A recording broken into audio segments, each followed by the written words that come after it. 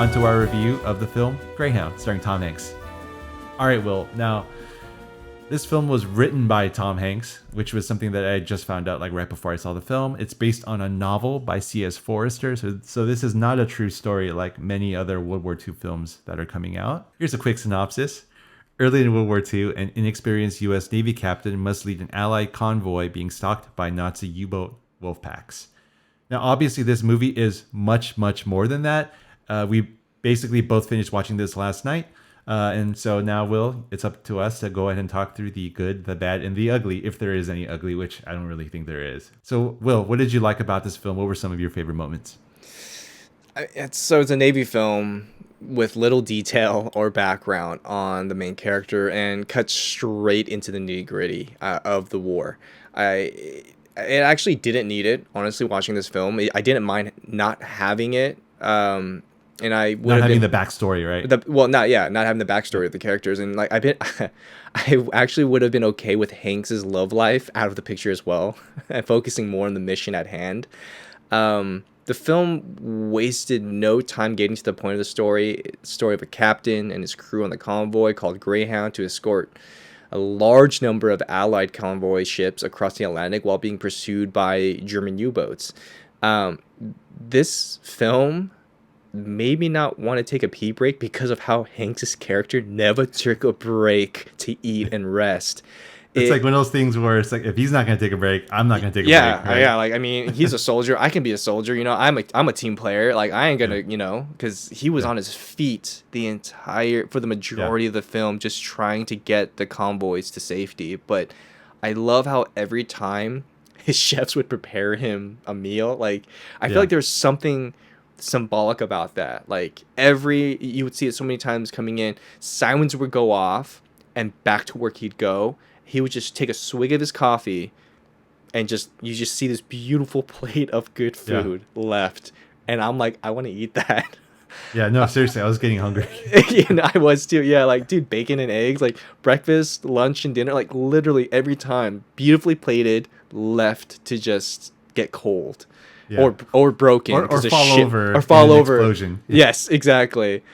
I love how I didn't recognize much of the cast except for Tom Hanks, Elizabeth Shue, and Stephen Graham. It's funny because when we talk about Back to the Future, like, I was like, oh my gosh, it's kind of strange just seeing her in this film for some reason, because I still look at her as Jennifer for some reason. But you know, it took a lot of the focus of the star-studded actors and focused on the group of men working diligently and courageously through this through the harsh waters.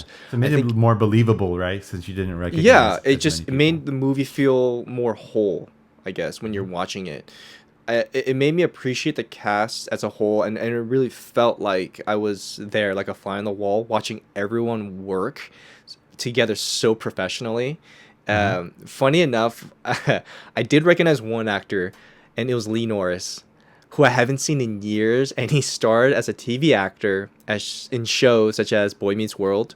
He played Chucky, and the Torkelsons, but not many people know the Torkelsons, and that's another Disney short-lived TV show that I actually used to watch a lot.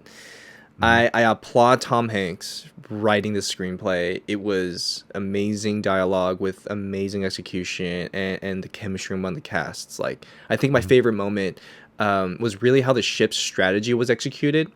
Like, when Tom Hanks is on board his convoy and he gets an alert for the first U-boat, like, there's a moment of waiting and then dialogue on ship commands. Even though there were no real action, even though no real action was happening, it was gripping to see their tactics. Like, literally, I was just like, what's going to happen? You got what's to gonna see happen? A ship work. Yes. And how commands are relayed down the line. Yeah, how the Navy works. It felt just authentic, too. I felt, really I literally, I thought, in a sense, it's like, it kind of felt like a documentary motion of just real life tactics happening. Like, it's hard to imagine how crazy difficult it must have been to evade a freaking submarine with torpedoes, let alone tracking it and destroying it. Yeah. Like, that was crazy. It was like a total game of cat and mouse, and I think they portrayed that really, really well. It's like the hunter is the hunted, and then the hunted becomes the hunter, and that happens like over and over and over again. That was really cool. But the fact that the submarine had the advantage of being underwater and having to really figure out how far, how close, all these little things. Like, to me, I thought this is so stressful, but exciting, adrenaline rush at the same time. Completely. Yeah. So, I mean, film in general, of if there's anything surprising, with this, like, due to the fact that it was really simple, very linear story of a World War II naval mission. Everyone is in the middle of the Atlantic Ocean. There isn't very much you can do but complete the mission. It was just exciting to see how they were going to survive it. There were no distractions, no detailed side stories or other in-depth character backgrounds, just survival and success. I have to agree with you on that scene with Elizabeth Shue. She's basically in one scene. So, two scenes, I guess. Yeah. The beginning. In a flashback, yeah. I mean, we could have maybe done without it, but I think it kind of gave in something to hope in, something to return to, which I thought was really necessary. And the other thing is, I think there's a hint of danger where, at the beginning of the film, he kind of wants to take it further with her in terms of asking for a commitment, but you could tell she was on the fence because he's going off to war. So I think it showed that his life was in jeopardy. Yeah. So I felt like it was necessary. But once again, it was like very plot specific because we just kind of placed that out there and then got started with a movie. And it's a short movie. It's a 90-minute film. Yeah. Clear and cut to the point. Yeah. Which is A to B storyline, like you said, very straight to the point. Yeah. What I liked about the film, it had a great cast of supporting characters. There were a lot of like that guys, people that you've seen before, but you don't really know their names, but they were all really, really effective. But of course, it's Tom Hanks that really makes the movie. I mean, he wrote the thing, he produced it, and it was released on his birthday. Today is his birthday, right? So happy birthday. Oh, happy birthday. Hanks. Yeah. His performance kind of reminded me of a more serious Captain Miller from Saving Private Ryan. Yeah. Hanks plays Captain Krause here. And if I could compare him to something, I would say he's basically an iceberg. He says like a sentence or two, but how he says that line just reveals a ton of information underneath the surface. The slightest grimace or a shiver speaks volumes for the character. There's that scene where he takes his life jacket off and puts his coat back on, and it's like he realizes how cold he was, but he didn't think about it because he was in the middle of this big fight. Much adrenaline pumping through him. Yeah, that was really, really cool. Yeah, I felt as though Krause might have come off a little thin on the page, but with Hank's performance, he brought a whole extra dimension to the character that really has to be seen and maybe not even read. You just knew that he was going to bring it and add something to it. Yeah. I mean, the movie is basically a live action version of Battleship. It's the game, of course, not the movie with the aliens. That was a little different. I did think about that too. I was like, this is like playing like Battleship. Like, exactly. It's like A6. I found him. Miss. Though some of the VFX shots were a bit lacking, I'll get into that later. It didn't distract from the harrowing action sequences, which I actually thought were really, really good. My favorite moment in the film, it's a bit of a spoiler alert, but is it really? I mean, you're pretty much starting the movie knowing for certain that they're going to get to the end because it's a Tom Hanks vehicle. It's a short movie. Yeah. And so, they're not going to try to say something deep and big and profound about the war. I feel like that would be a 2.5 hour movie.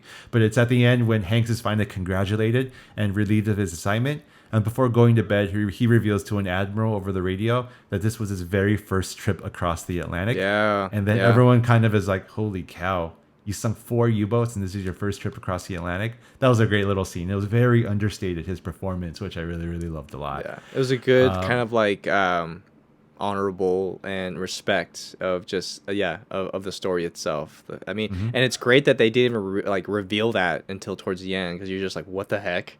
What surprised me, like you, nothing really surprised me. I knew that Tom Hanks would get his men safely across the Atlantic and accomplish his mission. But that's okay because for this film, unlike so many other films, the joy is in the journey. It's not about, he gets to point B, so what? But how he gets to from point A to point B. Yeah. Well, actually, one thing surprised me, which I thought was really cool. And I don't know if they intended it to be funny, but the trash talkers coming from one of the German U-boats, which is basically... I forgot about that only because, it's weird. Go on. Yeah, it's similar to like the Emperor in Return of the Jedi. Your fleet is lost. You will be mine. And they're kind of like constantly trying to get in his head. Yeah, but it was more. But the wolf pack was hilarious. Like, I don't know, the guy, whoever the captain, whoever the leader was, he's just like, we're going to sink you tomorrow. Oh, yeah. He starts to howl. Yeah, and they start howling. Yeah, I thought that was pretty cool though. It was fine. I wonder if they actually did that.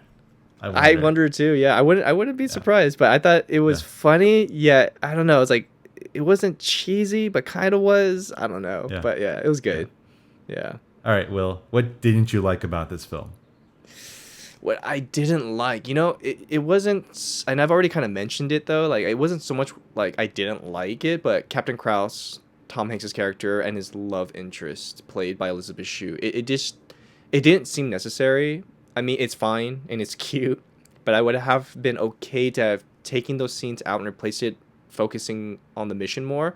But Hmm. with what you said earlier about Tom Hanks's character and like Yeah, really needing right off hope the in bat, something. yeah, and right off the bat wanting to make a commitment for Hmm. Elizabeth Shue's character, she obviously denied him because like she wasn't sure if he was gonna come back alive, Hmm. So I think that towards the end when he recollects again, it's kind of like, yeah, that's right. Now you're gonna marry, kind of like as if it's like you're gonna marry me now, kind of thing. Yeah. So yeah, that's I don't mind it, but I could have done. I would have been fine without it too. Yeah. You know what's funny yeah. is I was watching it with my wife, and she was like, "Wait, they're not married?" Because it's like you see two older people, like, and they're good-looking people, right? Tom Hanks and Elizabeth Shue, and you're just like, "Wait, they're not married? Why aren't they married?" And they kind of you start to ask questions, maybe more than you should. It kind of took me slightly out of the film. But Yeah. anyway, Well, I mean, I actually did like for a moment. I did wonder like, how old are they supposed to be portrayed here, and still single? Like, yeah. yeah, it was interesting. The biggest issue I had was basically the look of the film, namely the visual effects. Really? I thought it was really obvious that a lot of the shots were shot against a green screen. Well, And if there's one yeah. thing I know about VFX, it's that it's really hard to make choppy water look authentic because water is chaos, right? You have water flowing in every direction, and to kind of make that with computer graphics, it's hard to do and to make it look real. So I don't know. I just kept staring at the water and kept thinking that looks a little fake. So that was one thing, and I overall had some issues with the general look of the film. I mean, this was a clean, digitally shot film, and I feel like that the way it was captured and just World War II movies in general, it kind of doesn't mix well. For example, with Saving Private Ryan, it was shot on film, and then they of course bypass all of the footage to give it that kind of desaturated look, and I felt like everything just looked very digital, too clean, and that kind of goes in line with what I just mentioned about the VFX not looking completely realistic. That kind of took me out of it, but like I said, the action sequences were amazing, and it didn't bother me during those times. Do you And believe I though? think of, Well, I mean, sorry to cut you off right there, but do you believe that World War II films or any period piece films need to have grit or some type of texture in the film with itself to kind of match, I guess, the period piece? not always, but I mean, this is a gritty film. It's a period piece, so the fact that it looks so digital, I felt like slightly betrayed the time that the movie was taking place Got in. it. Okay. But once again, that's completely, my opinion on Just it. an artistic You know. choice. Yeah, sure.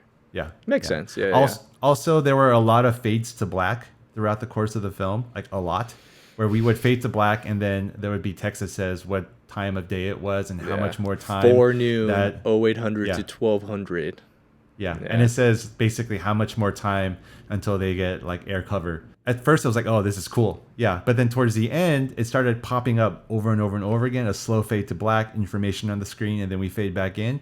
And I mean, for myself, I would have been just fine with a nice lower third with that information. But that's just me. Interesting. To me, Yeah. it kind of just reminded me of like video game transition, to be honest. It's like when Yeah. you get to the next scene or the next chapter of the gameplay. So This really did feel like a video game, just the way that you're going from point A to point B, accomplishing the mission. And Yep. even the voices that I heard like through the radio, they sounded like voices you would hear in Call of Duty. Did you ever think that? No?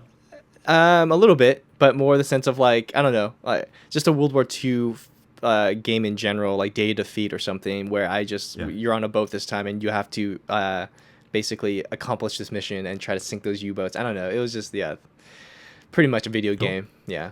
All right, Will, it's time for a final review of our film. To all our new watchers out there, just to give you a heads up, we rate our films out of 5 stars. 5 stars is movie perfection. 4 stars is a really damn good, excellent movie. And then it kind of goes down from there. We like to consider anything 2.5 stars and up a positive rating. So that being said, Will, how many stars do you give this movie? I give this film 3.5 out of 5 stars. It was simple, action-packed, momentous, and exciting. I mean, World War II was and still is a huge part of our history, and there's so many stories to be told. Like this small part of the war that does not go without significance. It really, every part of the war has a great significance. It's just it did just that though. You know, it tells a story of a mission and how that mission was carried out. And you know, I would like to actually see some more linear, just A to B missions, and just be able to, not that it's like, it's not just because I just want to see like a mindless film. No, it's like really I feel like you understand the war so much better when you look through the complexities of what the soldiers had to go through. You know what I mean? No matter how simple the mission may be, it's still dangerous. I give it 3.5 stars. It's a fairly simple A to B story. The VFX are just average, I would say, and the end is fairly predictable. But Tom Hanks's performance really does take this film to another level. It's a fun watch from beginning to end, and it's the perfect length for a film of this nature at about 90 minutes. So, yep, it looks like we agree, which is fairly rare, but happening a lot more these days. I don't know how I feel about that. But I also compared this film, you know, similar to 1917 as well. You know, simple story, A to B, may have been just a little bit longer than it needed to be, but still beautifully executed. And that's the other film I can compare it to with this. So I think an hour and a half of a mission film of World War II, I think is pretty good. It's like the perfect amount of time. Yeah. Cool. I think so too. All right, that was our review of the film Greyhound. It's available for streaming now on Apple TV+, playing at all major couches across America. For our YouTube viewers, we will be back this week with a look at the film Spirited Away. And for our podcast listeners, we will take a short break.